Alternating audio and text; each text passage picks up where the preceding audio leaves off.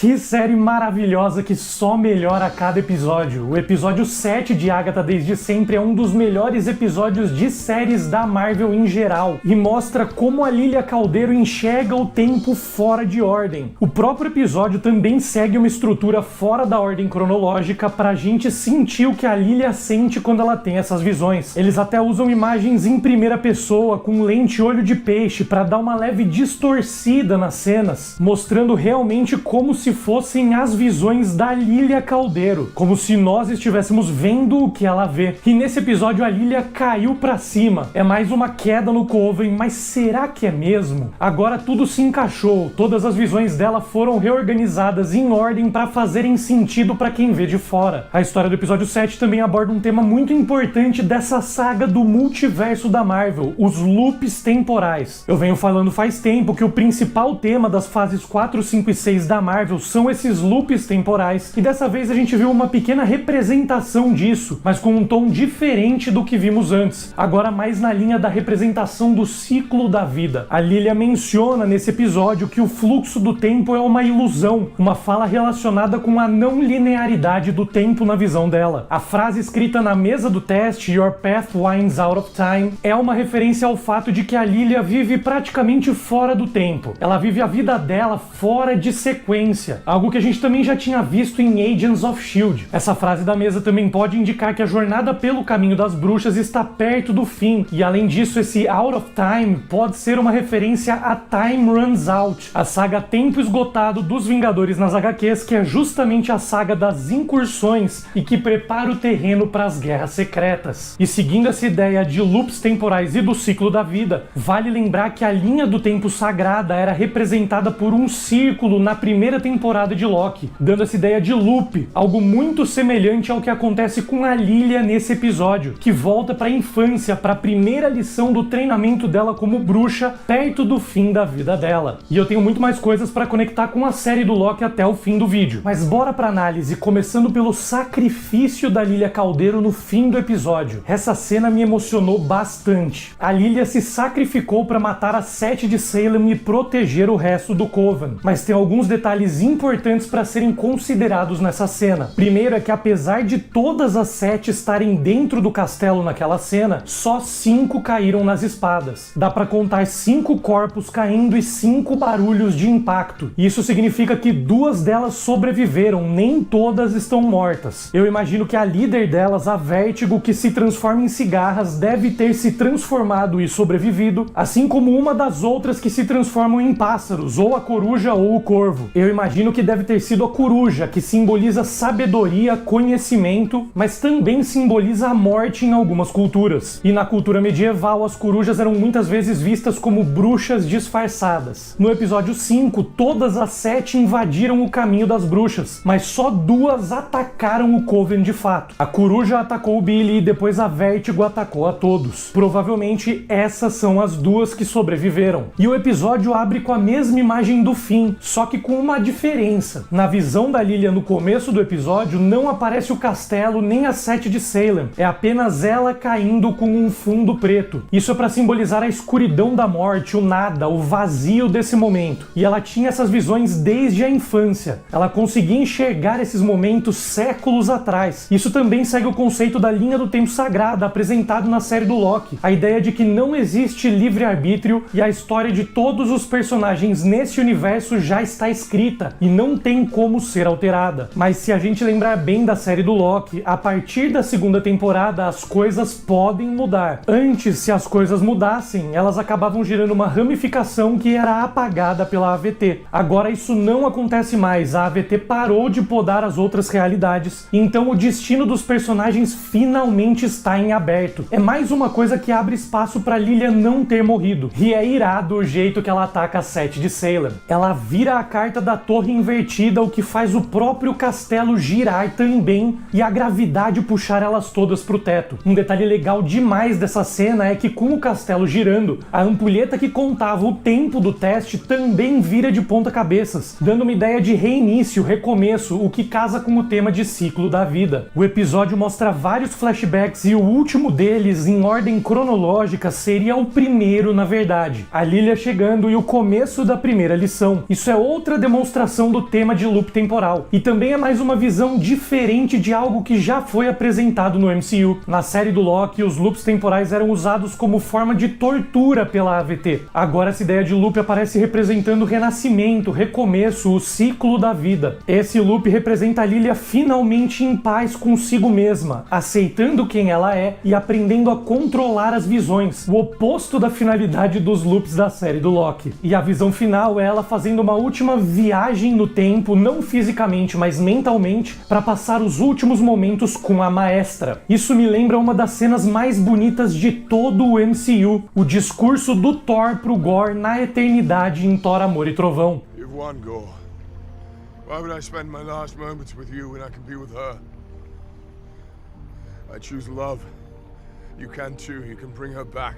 Ao invés de passar os últimos momentos dela lutando contra a Sete de Salem, ela decide voltar para passar com a professora. E um comentário interessante também, a morte e a eternidade são irmãs e também são opostos nas HQs da Marvel. São entidades que mantêm o equilíbrio nesse universo. A atmosfera dessa cena, a vibe que ela passa, também lembra um pouco da cena do Thanos falando com a Gamora pequena, depois de apagar metade da vida do universo em Guerra Infinita. A Lilia finalmente conclui a missão da vida dela e vai conversar sobre isso com uma pessoa querida, assim como o Titã Louco. Mas assim como o Thanos não morreu em Guerra Infinita, a Lilia também pode não ter morrido nesse episódio. É importante reparar que a tela fica preta no final, a gente não vê o corpo dela em momento algum. A Lilia pode não ter morrido também. Até a gente ver o corpo dela, para todos os efeitos, a Lilia está viva, até que a Marvel prove o contrário. É como o gato de Schrödinger, a tela preta é a caixa fechada. Existem duas opções, a Lilia está viva e a Lilia está morta. A gente só vai descobrir a resposta quando abrir a caixa, quando ela aparecer de novo. Aliás, uma das possibilidades é que ela tenha sido salva por uma das sobreviventes da Sete de Salem para ser usada como refém na batalha final contra a Agatha. A Lilia sendo feita de refém, com certeza ia adicionar peso, drama e perigo para essa última batalha. Mas por que eu faço questão de apontar que a Lilia pode não ter morrido? Porque no mesmo episódio, o Billy reforça o que eu venho falando faz tempo sobre mortes no universo Marvel. Ele pergunta pra Agatha se a Wanda morreu mesmo e a Agatha responde sim, não, talvez, que são na verdade as 3 opções de resposta para essa pergunta. Aí ele pergunta se ela viu um corpo. Essa é a regra, sem corpo, sem morte. É como eu sempre digo nas análises, às vezes a gente fica tão preocupado em encontrar respostas que a gente acaba não fazendo as perguntas certas. Por exemplo, quando a Agatha responde que viu um corpo sim, ele pergunta se mais alguém viu esse corpo. Essa é a pergunta certa. Aqui o importante mesmo é a pergunta. A resposta da Agatha é totalmente irrelevante, porque o corpo que ela viu apareceu para ela durante uma alucinação. Aquele corpo não prova nada, não responde nada, ele era irreal, era uma ilusão. Lembrando inclusive que quando a Agatha mostrou as fotos do corpo pro Billy, na verdade elas eram fotos de flores, não tinha corpo nenhum ali. Também é legal notar que durante esse diálogo dos dois toca a música tema de WandaVision ao fundo. A Agatha também comenta que o nariz do Billy ia acabar sangrando se ele continuasse tentando ler a mente dela com tanto ímpeto. É legal lembrar que foi estabelecido lá em WandaVision que a mente da Agatha não pode ser lida. My thoughts are not available to you, Tuts. They never ever were.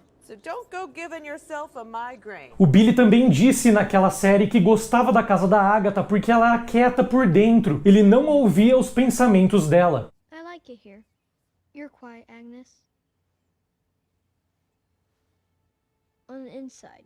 Essa ideia da mente quieta também é um contraste com a mente barulhenta da Lilia que o Billy conseguia ler com facilidade dentro do castelo. A Agatha Harkness e a Lilia Caldeiro representam 2 opostos nesse episódio, mas eu já falo sobre isso. A Agatha menciona pro Billy que ela era a antiga babá dele e também ex-melhor amiga da Wanda. Isso tudo é referência a WandaVision, claro, mas a parada da babá também é uma referência às HQs, quando a Agatha era babá de Franklin Richards nas primeiras aparições ações dela nos quadrinhos. Ela também ajudou a cuidar de Tommy e Billy Maximoff nas HQs quando a Wanda criou eles. E a ideia de melhor amiga da Wanda é uma óbvia referência a Agnes, a persona da Agatha dentro do Rex. E nos quadrinhos a Agatha foi a mentora da Wanda também. Nessa cena o Billy nega que a Wanda é mãe dele. Isso é um contraste interessante com a história das HQs. Embora ele ame a Rebecca Kaplan nos quadrinhos e considere também ela a mãe verdadeira, o Billy sempre considerou a Wanda como sendo outra mãe dele também, desde o momento que ele descobriu sobre essa possibilidade. Quem não acreditava nessa história de ser filho da Feiticeira Escarlate era o irmão dele, o Celery. Mas depois de um tempo, o Tommy também se convenceu. Só que o Billy foi convencido desde o começo. Faz sentido ele não querer ser filho da Wanda na série, já que a Wanda aterrorizou a região onde o Billy Kaplan nasceu e cresceu, e toda a galera da região odeia ela. E falando sobre o caminho das bruxas, quando a porta do teste abre, dá pra ver que o próximo teste vai ser o verde, ainda seguindo a ordem das joias do infinito que eu mencionei no episódio passado. Se a relação dos testes com as joias continuar, ainda vai ter o teste laranja por último depois do verde. Claro, talvez os testes parem por aí e o verde seja o último, mas se tiver um sexto teste, deve ser o laranja. Como tem 2 episódios pro fim da temporada, ainda tem espaço em teoria para 2 testes, embora não seja muito provável porque o teste final deve ser o mais perigoso e longo. E bora falar do teste da Lilia. Na entrada do castelo tem uma imagem da lua, semelhante aos outros testes. Essa é uma imagem da lua na fase crescente, especificamente um estágio antes da lua cheia. A lua cheia representa o fechamento de um ciclo, recomeço, o que casa com o tema desse episódio. Esse também é o último episódio antes de lançarem os 2 episódios finais na semana que vem. E essa é a fase do ar, assim como a da Jennifer Cale foi a da água e a da Alice Wu foi a do fogo, por exemplo. Seguindo a estrutura do episódio 5, esse também tem um teste errado antes de rolar o teste certo. A diferença é que no teste da Agatha ela começou errado de propósito porque não queria enfrentar os desafios do teste, mas depois ela acabou tendo que fazer o certo. Agora a Lilia começa sem querer fazendo o tarô do Billy, mas depois descobre o que tinha que fazer e corrige. E eu acho interessante dessa vez a gente começar pelo teste certo. A Lilia diz que ela é a viajante, uma referência à maneira com que ela enxerga o tempo fora de ordem, como se fosse realmente uma viajante temporal. Todas as cartas que ela tira no teste são iguais aos personagens, e a Lilia disse o nome das cartas nos outros episódios exatamente no momento que essas imagens aconteceram. Ela é a Rainha de Copos, e a carta mostra uma imagem da infância dela, durante a primeira lição com a maestra. Além disso, na carta dela aparece um castelo muito semelhante com o desse teste ao fundo. Depois da viajante vem o que está faltando. Nessa hora ela tira a carta Three of Pentacles. Ela viu essa carta quando escreveu os nomes dos membros do Coven no papel. E nesse papel estava escrito também 3-Star Rentals, um jogo de palavras com o nome da carta. Essa carta mostra que o que faltava pro Coven e pra própria Lilia era a união. Ela passou séculos isolada, sem um Coven, e agora que ela finalmente encontrou um, ela conseguiu aprender a controlar e aceitar os próprios poderes e a vida de bruxa. Como eu disse na análise do episódio 3, a Lilia falou "eu amo vocês" do nada para as outras bruxas em uma das visões dela, e foi justamente nesse momento que os rostos delas voltaram ao normal. Isso já indicava lá atrás que elas precisavam tratar bem umas às outras, se unir e se aceitar. Só assim elas conseguiriam atravessar o caminho das bruxas. E como eu mencionei na análise do episódio 4, esse "eu amo vocês" estava diretamente relacionado com a fala delas sobre não gostarem umas das outras no começo. Depois do que faltava vem o caminho passado, The Path Behind. Nesse momento ela tira o Knight of Wands, que simboliza proteção. Era a carta da bruxa protetora do Coven, a Alice Wu. A pose que ela estava fazendo na hora que morre é igual à pose do Cavaleiro de Paus. A Alice é o passado, a gente viu o corpo dela, ela morreu mesmo. Mas os trailers indicam que ela pode voltar em algum momento. A Jack Schaefer, roteirista da série, também falou em entrevista recente que a Alice está morta, mas não é o fim da conversa. Depois do passado vem o futuro, The Path Ahead. Aqui a Lilia tira a carta da High Priestess, que representa a Jennifer Cale. Essa carta, como o caminho futuro, indica que a Jennifer Cale vai ser a líder do Coven depois do fim da série. E uma fala da Lilia nessa cena indica que talvez a falta de poderes da Jennifer Cale seja psicológica e não real. final, ela diz que a Jennifer está incapaz ou se recusando a usar o próprio poder. Lembrando que o doutor tirou os poderes dela 100 anos atrás, mesmo não tendo poderes místicos, algo que ela mencionou no episódio 4, o que indica que essa ausência dos poderes pode vir de um trauma e um bloqueio psicológico, igual que acontece com o Billy na Cruzada das Crianças, que fica sem poderes por um tempo, mas por causa de um bloqueio psicológico. Depois do Caminho Futuro vem o espaço dos obstáculos, e é claro que a Agatha é quem ocupa esse espaço com a carta Three of Swords, 3 de espadas. Ela realmente atrapalhou bastante nos outros testes. Ela quebrou o vidro no primeiro teste e permitiu que a água invadisse a casa, causando a morte de Sharon Davis. Ela também tentou trapacear de novo no teste dela e a Alice Wu acabou morrendo. E no teste desse episódio, ela também tentou trapacear no tarô e quase causou a morte do Billy. Na visão da Lilia, a Agatha aparece com 3 galhos atrás dela, representando as 3 espadas da carta. É uma carta que significa luto, coração partido e arrependimento. Essa carta também tem flores roxas no chão, igual às flores do Caminho das Bruxas no momento que aconteceu a recriação dessa imagem pelo olhar da Lilia. A próxima carta é o Windfall, que significa sorte inesperada. É a carta da torre, que representa o Billy e a transformação milagrosa. Essa carta é uma referência ao acidente de carro e à transmigração de almas, que a Lilia previu durante o Bar Mitzvah de William Kaplan. Na imagem da carta, aparecem 2 jovens, o Billy e o Tommy. Em teoria, eles estão caindo, mas como a carta está invertida, na verdade é como se eles estivessem voando. É como se fossem as almas dos dois voando para encontrar novos corpos. Essa ideia da inversão da carta, deles caindo ou voando, também representa o sacrifício da Lilia no fim do episódio, invertendo a carta para voarem pro teto. E por último, claro, vem o destino, a morte. Eu já vou falar sobre a Rio Vidal e a morte, obviamente, mas antes é legal notar que quando chega a hora dessa carta no teste, a Lilia hesita. E com razão, afinal ela sabia que ia morrer em breve. Aí é a Agatha que coloca a carta pra ela, porque a Lilia tava paralisada. A Agatha finalmente salvou a galera. Se ela não tivesse colocado a carta ali, todos iam morrer esmagados pelo teto e pelas espadas. Depois de ser indiretamente responsável por 2 mortes, a Agatha agora salvou o Coven. E ela salvou 2 vezes no episódio ainda, porque ela também salvou a Lilia de uma espada que estava caindo um pouco antes. Quando tudo se resolve, as bruxas precisam entrar na Dama de Ferro para sair. A Dama de Ferro era um método de tortura medieval, o que casa com o forno do episódio 3, que era relacionado com a história de João e Maria, o forno onde a bruxa dessa história acabou morrendo queimada. E durante a despedida, a Lilia fala pra Agatha se jogar no chão quando ela chamar a Agatha de covarde. Isso indica que durante a batalha final da Rio contra a Agatha, vai ter um momento que a Agatha vai ser chamada de covarde e atacada impiedosamente logo em seguida. Como a Lilia disse que só via a morte, talvez esse seja o momento que a Agatha estaria destinada a morrer, mas a Lilia está tentando salvar ela agora. Como a Agatha salvou a Lilia 2 vezes nesse episódio, ela fez por merecer ser salva. Provavelmente a Lilia não teria falado nada se isso não tivesse acontecido. Isso também casa com a ideia de mudar um destino certo, que eu mencionei quando eu estava comentando sobre a suposta morte da Lilia Caldeiro. E a gente também tem que falar sobre os trajes de cada uma das personagens no teste, porque tem muita simbologia ali também. O Billy aparece como Malévola, a bruxa da história da Bela Adormecida. A Agatha se torna a bruxa má do Oeste, do clássico O Mágico de Oz. A Lilia vira Glenda, a bruxa boa também do Mágico de Oz, mostrando como ela e a Agatha representam opostos nesse episódio. Por fim, a Jennifer Cale se torna a bruxa da Branca de Neve, que aparece nos encerramentos de todos os episódios da série da Agatha Harkness. Então vamos pros paralelos dessas fantasias com as próprias personagens que vestem elas. Começando pela Lilia Caldeiro. Pelos livros do Mágico de Oz, a Glenda era extremamente idosa, apesar de aparentar ser jovem, algo que não foi adaptado no filme clássico. A Glenda sabia se manter com a aparência jovem apesar da idade, algo semelhante à Lilia, que tem 450 anos de idade. A Glenda também tem coração puro igual a Lilia. Já a bruxa má do Oeste queria matar Dorothy e Totó, o cachorro dela, igual a Agatha em WandaVision, que tentou matar a Wanda para roubar os poderes da Feiticeira Escarlate e também matou o Spark, o cachorro da família do Billy. Até a bicicleta com a cestinha da Agatha no episódio 3 de WandaVision pode ter sido uma referência à Senhorita Gult, a contrapartida real da bruxa má no filme. Lembrando que no livro, Oz era um lugar real e não um sonho da Dorothy como no filme clássico. Eles alteraram essa história história pro filme. A Jennifer Cale também tem paralelos interessantes com a bruxa da Branca de Neve. A bruxa da Branca de Neve era obcecada por ser a mais bela de todas, semelhante a Jennifer Cale, que tem uma linha de produtos de beleza e até falou sobre o rosto perfeito dela no episódio 3, inclusive olhando em um espelho. My face!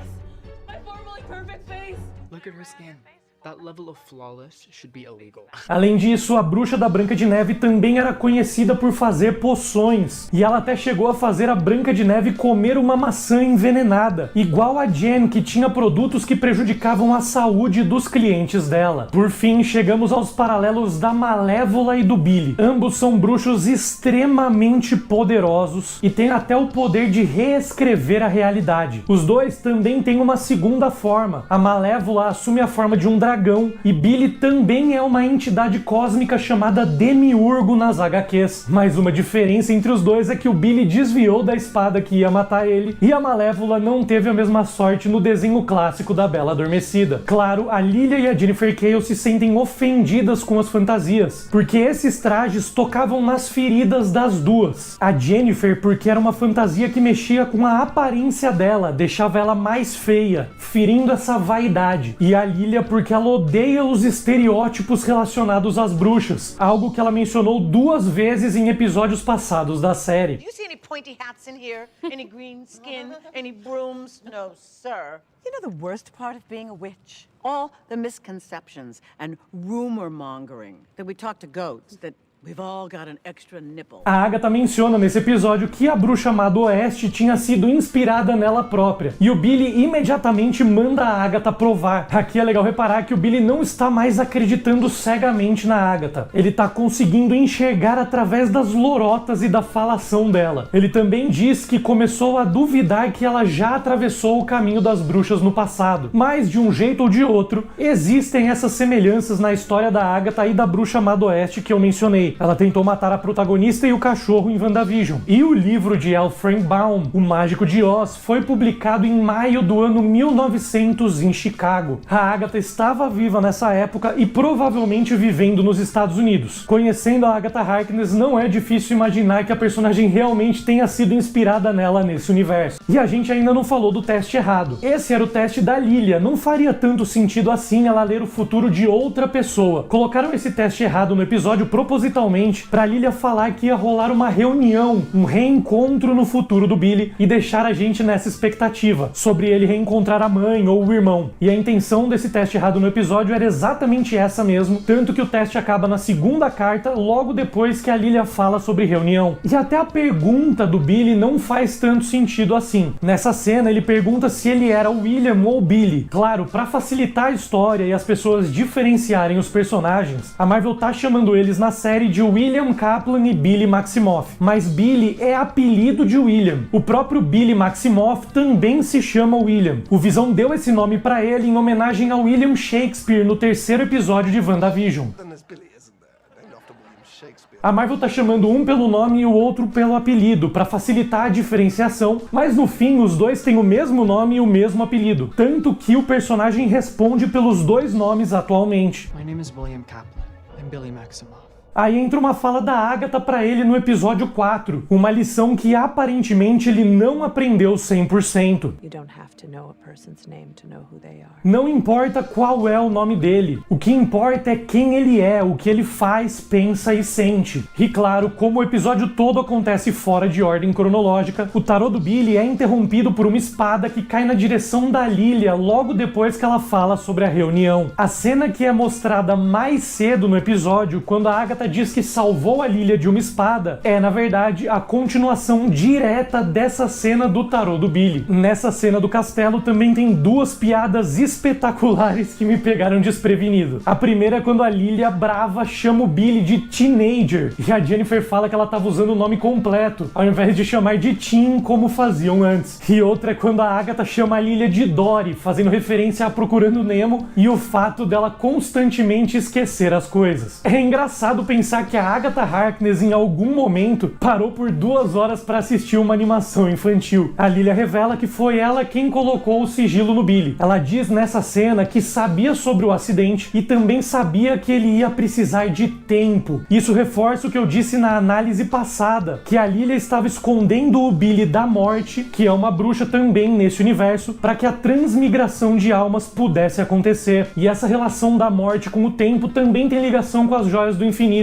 A bruxa verde é a morte, assim como a joia do tempo, que é verde. A feiticeira escarlate altera a realidade e as cores dos poderes dela são vermelhos, como a joia da realidade. A Agatha Harkness rouba os poderes de outros personagens e ela é conhecida por poderes na cor roxa, assim como a joia do poder. E os poderes da Lilia, que tem a ver com a mente e essa viagem mental pelo tempo, são representados na cor amarela, igual a joia da mente. Esse episódio também mostra que a Lilia se lembra de ter colocado o sigilo no Billy. Ela descobriu que ele ia virar o filho da feiticeira escarlate no dia do bar mitzvah. Isso exclui a possibilidade de alguém ter possuído ela para colocar o sigilo nele. Algo que eu realmente achei que pudesse ter acontecido, como eu comentei na análise do episódio 7. Agora já provaram que não foi isso que aconteceu. A Agatha, trapaceando de novo, quase mata o Billy, como eu comentei mais cedo. Nessa hora ela solta uma gargalhada clássica de bruxa, igual ela própria soltou no episódio 7 de WandaVision, depois da famosa música que dá nome para essa série, Agatha All Along, e também igual a Riel soltou quando estavam voando com a vassoura. E chegou a hora de falar da morte. A morte nas HQs não é uma bruxa, ela é uma entidade cósmica poderosíssima e imortal. Essa entidade é como se fosse chefe dos deuses da morte, como a Hela, a irmã asgardiana do Thor, ou Hades da mitologia grega, por exemplo. Aqueles alteraram a história dela. No MCU, a morte é a primeira bruxa verde, e isso faz sentido. Nas HQs, os poderes do feiticeiro Esmeralda vêm de Gaia, ou Gaia, como você preferir. Gaia é uma das deusas antigas dos Elder Gods, e a deusa ligada com a natureza. De acordo com um dos livros que explicam as origens dos personagens da Marvel, especificamente o de perfil de demônios, a Gaia também é um demônio nesse universo. Mas ela não é maligna, ela não foi corrompida, ela é um demônio bondoso, entre aspas. Aliás, ela é irmã de Chthon, o demônio que criou o Darkhold e que dá poderes pra feiticeira escarlate. E além de tudo isso, Gaia também é mãe de Hades, o deus dos mortos, assim como de Zeus e diversos outros deuses da mitologia grega. A Riel Vidal parece também estar misturando a Gaia com o feiticeiro escarlate e a morte no MCU. Por isso ela diz que é a bruxa verde, e a Lilia diz nesse episódio que ela era a bruxa verde original. Essa ideia da bruxa verde original ser a morte é interessante. Os mortos são enterrados e servem como adubo para nova vida. Por isso, na carta e na imagem quando a Lilia vê ela, a morte segura uma adaga e uma flor. A morte e a vida estão diretamente ligados, é mais uma representação do ciclo da vida. Também por isso, a visão da Lilia tinha tema de terra no episódio 3. A visão dela era uma representação da morte. Ela viu a morte da maestra dela. E eu curti muito o visual da morte nesse episódio. Lembra muito o visual da Lady Death, a morte das HQs da Marvel em HQs recentes. A morte aparece pra Lilia e logo em seguida ela morre supostamente. Quando as duas se encontram, tem duas falas interessantes pra gente reparar. A primeira é que a morte diz que todos os caminhos levam até ela. Claro, todos os caminhos levam até a morte. Ninguém consegue escapar da morte. Ela sempre vem com o tempo. Mas essa fala da morte também lembra uma fala do Thanos em Vingadores Ultimato. Where did that bring you?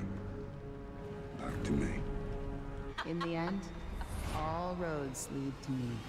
A morte é tão inevitável quanto o Thanos achava que era inevitável. E lembrando sempre que o Thanos é apaixonado pela morte nas HQs, e o estalo em Guerra Infinita aconteceu pro Thanos agradar a morte. A morte também pergunta pra Lilia se não reconhecia ela. Ao longo de séculos de existência, a Lilia viu muita gente morrer, inclusive o coven antigo dela inteiro. A Lilia viu a morte várias vezes. Inclusive ela mesma fala nesse episódio que tudo que ela via era a morte. Isso também pode ter a ver com o nome do episódio, Death's Hand in Mine, que além de ser mais um trecho da balada do Caminho das Bruxas, pode simbolizar que a Lilia conviveu com a morte a vida toda, com a morte de pessoas próximas. Tendo a morte como a grande vilã da série, é natural que aconteçam várias mortes ao longo da jornada. Sharon Davis, Alice Wu, agora aparentemente a Lilia Caldeiro, dá até pra considerar o Billy Kaplan nessa lista também de certa forma. Mas ao derrotarem a vilã no fim da história, quem morreu pode voltar. Pensa comigo, a Agatha não pode roubar o poder da morte, algo que ficou estabelecido no primeiro episódio. So take my power. You know that would kill me. Também não dá pra matar a morte. Até tem uma realidade nas HQs, a Terra 10011, que os heróis conseguem matar a morte. Mas como consequência disso, aquele universo virou o Cancerverso, enfim, é uma longa história e não convém contar agora. O ponto é que em todos os outros universos do multiverso, simplesmente não dá pra matar a morte. Então como eles podem ganhar dela no fim da série? A única maneira de derrotar a morte talvez seja trazendo de volta quem morreu, derrotando a morte. E também tem a cena da Lilia e da Jen atravessando os túneis subterrâneos do Caminho das Bruxas. Aí a gente vê aquela fala da Lilia no episódio 4, o Am I Wisp or Am I Cookie, que ela perguntou pra Alice Wu. A gente descobre que essa fala da Lilia vem de uma fala da própria Jennifer durante essa travessia dos túneis. Quando a Lilia diz que o fluxo do tempo é uma ilusão, isso também lembra essa fala do Loki sobre a AVT no primeiro episódio da série dele. I know what this place is. What is it?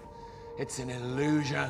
O próprio Loki via a AVT, a agência que controlava as linhas do tempo, como uma ilusão. E nessa cena também dá pra ver que a saída do Caminho das Bruxas é uma estação de metrô abandonada, o que casa totalmente com uma fala da Sharon Davis no episódio 3. All I would have expected to see down here were remnants of our failed public transit system. Mas claro, o Caminho das Bruxas não fica simplesmente embaixo da Terra em Westview. Se fosse embaixo da Terra não teria céu, né? O Caminho das Bruxas, assim como nas HQs, fica em outra dimensão. O metrô ali seria só uma passagem, um portal, um espaço onde os personagens podem atravessar de uma dimensão para outra. Na porta do metrô tem as letras WV, que significam Westview. Esse seria o sistema de transporte de Westview que deu errado. E os assentos do metrô vistos pela porta formam um quadrado azul, como o Tesseract, que era a joia do espaço, dando essa ideia de que aquilo é um portal. No final do episódio, a Lilia parece ter finalmente aprendido a controlar essas experiências temporais. Ela chega até a fazer um movimento em um corte, indo do túnel subterrâneo para dentro do castelo. É bem na hora que ela percebe o que ela tinha feito de errado. E essa transição é justamente pro momento em que ela faz o teste corretamente. Isso mostra que ela aprendeu a aceitar esses poderes e abraçou eles, depois de passar muito tempo evitando as visões. Aliás, a Lilia e a Jen também são opostos. A Lilia passou a vida inteira evitando os poderes e a Jennifer faria tudo para ter os poderes de volta. A Lilia passou a vida inteira vendo a morte, enquanto a Jennifer trabalhava como obstetra no passado, ajudando a dar à luz novas vidas. E também faz sentido que a obstetra seja o futuro nas cartas. Vidas novas, né? As duas têm traumas que impedem elas de usarem os poderes, mas são traumas opostos. A Lilia tem medo dos próprios poderes e a Jennifer Cale tem medo do doutor que perseguiu e tirou os poderes dela. E um detalhe legal é que a Lilia achou e devolveu o livro de feitiços do adolescente nos túneis, que tinha caído durante a viagem com as vassouras e foi sugado para essa caverna subterrânea. Eu confesso que eu também procurei a bolsa da Sharon Davis, mas não encontrei nessas cenas. Ia ser legal se tivessem deixado de fundo. Talvez até esteja lá, as cenas estão bem escuras, talvez eu procure um pouco mais depois. E a relação das duas se fortaleceu tanto nesse episódio que a Jennifer Cale se recusou a passar para a próxima etapa sem a Lilia. No teste do episódio 3, ela foi a primeira a se jogar no forno sem pensar, e no teste do episódio 4, ela se recusava a sair do círculo de proteção dela. A Jennifer não se importava com os outros, ela só pensava na segurança dela própria. Agora ela também cresceu, evoluiu e passou a colocar os outros como prioridade. É um desenvolvimento de personagem, um crescimento muito parecido com o do próprio Homem de Ferro no MCU, que era extremamente egoísta e só pensava nele no começo e no fim se sacrificou pelos outros. E bora falar das cenas do passado da Lilia. Ela aparece em flashbacks quando ela ainda era bem jovem, lá pro fim dos anos 1500 ou começo dos anos 1600, considerando que ela tem entre 400 400 e 450 anos de acordo com a Agatha. Essa fala da Agatha no segundo episódio indica que a Lilia nasceu em algum momento entre 1570 e 1620. A cena acontece na Sicília, região da Itália onde a Lilia nasceu no MCU. E um comentário legal, muitos relatos apontam que o tarô surgiu na Itália por volta do ano 1400. Enfim, essas cenas mostram as primeiras aulas de bruxaria da Lilia, junto com a maestra dela, a mentora que apareceu nas alucinações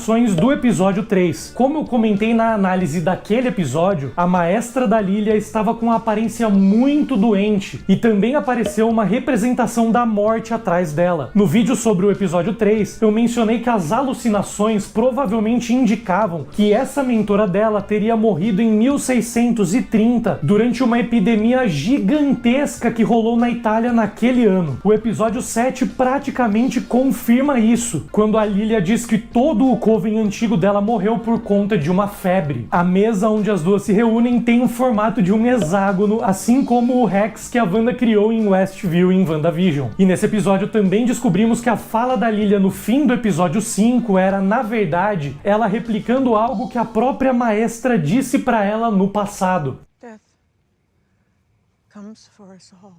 That comes for us all. Além disso, uma das falas da Lilia nessa cena, eu estava caindo, eu vou cair, é ainda mais uma representação do ciclo da vida, dos loops temporais, que eu mencionei bastante ao longo desse vídeo. Vale lembrar dessa fala do Mobius na primeira temporada de Loki. That's the proper flow of time, and it happens again and again and again because it's supposed to, because it has to. The TVA makes sure of it. Essa fala dele demonstrava que tudo se repetia, nada podia acontecer de maneira diferente, porque de acordo com o dogma da AVT, era assim que tinha que ser. E tem outros detalhes muito interessantes no episódio também. Mais uma vez, as proporções da imagem mudam durante o teste, mas não durante os flashbacks ou as cenas da Lilia e da Jen nos túneis subterrâneos, só dentro do castelo. Durante o sacrifício da Lilia, as proporções também estão alteradas, indicando que o próprio sacrifício dela também era parte do teste. Tem um paralelo interessante também na estrutura de Agatha desde sempre com WandaVision, especialmente no timing da revelação da grande vilã da série. A Agnes revelou ser Agatha Harkness no fim do episódio 7 na série da Wanda, assim como a Rio Vidal revelou ser a Morte também no fim do episódio 7 da série da Agatha. E nas outras análises eu mencionei algumas coisas que poderiam ser referências ou, no mínimo, coincidências com a série Agents of S.H.I.E.L.D. Nesse episódio tem mais uma. Essa ideia da vida da Lilia fora de ordem, o jeito que ela vive o tempo, é exatamente igual ao que acontece com a Robin, uma garotinha de Agents of S.H.I.E.L.D. que vivia o tempo fora de ordem e foi muito importante na 5ª temporada da série. É praticamente a mesma história, vendo o tempo fora de ordem desde criança até chegar na morte da personagem. Eu sei que vai ter muita gente falando que é só coincidência e tá tudo certo, mas além de tudo, essas coincidências estão acontecendo na mesma ordem que aconteceram em Agents of S.H.I.E.L.D. também. No episódio que a Sharon Davis previu a própria morte, o vinho se chamava Raina, assim como a Raina, personagem de Agents of S.H.I.E.L.D., que previu a própria morte na 2ª temporada. Depois, o cartaz de Point Reyes apareceu no episódio que mostrou o fantasma da mãe da Agatha. E Robbie Reyes, o motoqueiro fantasma, foi muito importante durante todo o arco da 4ª temporada de Agents of S.H.I.E.L.D. Agora a Lilia vive o tempo fora de ordem, igual aconteceu com a Robin na 5ª temporada de Agents of S.H.I.E.L.D. também. Se forem referências, são geniais. Se forem coincidências, são muitas coincidências e, pelo menos na minha visão, são muito interessantes. Atrás da porta da Dama de Ferro, os ramos do caminho formam um K. Talvez tenha relação com a palavra kill, matar, uma possível referência à morte sendo a grande vilã do próximo teste. Ou quem sabe Kaplan, fazendo referência ao Billy, já que talvez o último teste seja o dele. Ou quem sabe uma referência a Kayle, já que a Jennifer seria o futuro do Coven de acordo com o jogo de tarô. Ou até quem sabe Kang, o personagem conhecido por viajar no tempo seguindo o tema desse episódio. Manda aí nos comentários qual referência você acha que é esse K, ou se você acha que não é nada e eu tô viajando. A música que toca no encerramento do episódio é Time Time in a Bottle, mais uma escolha perfeita. É uma música que fala sobre guardar o tempo em uma garrafa, sobre viver para sempre ao lado das pessoas que você ama, o que casa totalmente com o tema desse episódio. Mas mais ainda, essa é exatamente a mesma música que tocou na cena clássica do Mercúrio em Dias de um Futuro Esquecido. É curioso essa música tocar no episódio seguinte do retorno de Evan Peters como suposto Ralph Bohner. Eu ainda estou 100% convencido de que aquele é mesmo o Mercúrio da Fox com a mente prejudicada, como eu comentei a fundo no episódio passado. Eu sempre tive essa visão desde quando saiu WandaVision, e eu tenho até um vídeo que eu soltei aqui no canal em 2021 falando sobre essa teoria. A série da Agatha só reforça essa ideia, pelo menos na minha interpretação do que aconteceu até agora. A cena da Lilia encontrando a maestra supostamente depois da morte também pode representar que talvez as bruxas vão para um determinado plano espiritual específico e se reencontram, algo semelhante ao que acontece com os antigos Panteras Negras em Wakanda. O próprio Cavaleiro da Lua também morreu e foi pro reino dos mortos da mitologia egípcia na série dele. E o Cavaleiro da Lua pode ser um dos membros dos Filhos da Meia-Noite, assim como as bruxas desse Coven, algo que eu venho comentando já há alguns episódios. Talvez eles se conheçam no plano espiritual, no mundo dos mortos. Também existe essa possibilidade, eu queria comentar aqui. A gente chegou até a ver também o plano dos mortos, né, Valhalla, no último filme do Thor, e a Jane Foster indo parar lá. A ideia de vida após a morte segue um tema recorrente no MCU. E um último detalhe legal é que a luz amarela na cara da Lilia, na primeira imagem desse episódio, lembra muito a cena de WandaVision do primeiro contato da Wanda com a Joia da Mente. Agora, infelizmente, só tem mais uma semana. Na semana que vem vão sair os 2 últimos episódios de uma vez só. Já tá batendo até uma saudade e um pouco de tristeza pelo fim da série, mas também ansiedade pra descobrir o que vai acontecer. E um último comentário rapidinho antes de terminar o vídeo. Voltando com as ligações com a série do Loki. Aquele que permanece estava prendendo o multiverso inteiro em um loop temporal da série do Loki. Um loop que o Deus da Trapaça demorou muito pra conseguir quebrar. E quando ele conseguiu, ele acabou libertando o multiverso da Marvel e abriu espaço para as guerras secretas acontecerem. Lembrando, como foi explicado na série, que quando existia apenas a linha do tempo sagrada, não tinha guerra multiversal. A AVT explicou pro Loki que no passado existiu uma guerra multiversal gigantesca e aquele que permanece acabou com a guerra instituindo a linha do tempo sagrada. Para fazer isso, ele apagava todas as linhas do tempo que não seguiam a história da Terra 616, evitando a existência de variantes. Agora o Loki aparentemente libertou o multiverso dessa prisão e essa guerra vai acontecer de novo. É um loop temporal, inevitável como a morte, por exemplo. A guerra que aquele que permanece ganhou no passado vai começar de novo agora. A representação visual da guerra do passado no vídeo explicativo da AVT era extremamente semelhante à imagem da árvore do multiverso que surgiu no fim da segunda temporada. Então o Loki, sem querer, acabou causando o início das guerras secretas. Muito obrigado, Loki, eu tô ansioso demais pra esse filme, sem você ele não ia acontecer. E a versão das guerras secretas que vão usar como base pro filme é a que rolou em 2015, a saga das incursões e a guerra do multiverso. Se você quiser conhecer toda essa história das guerras secretas nas HQs em detalhes, eu expliquei absolutamente tudo nesse vídeo aqui, é só clicar e conferir. Valeu, valeu, um grande beijo e até a próxima!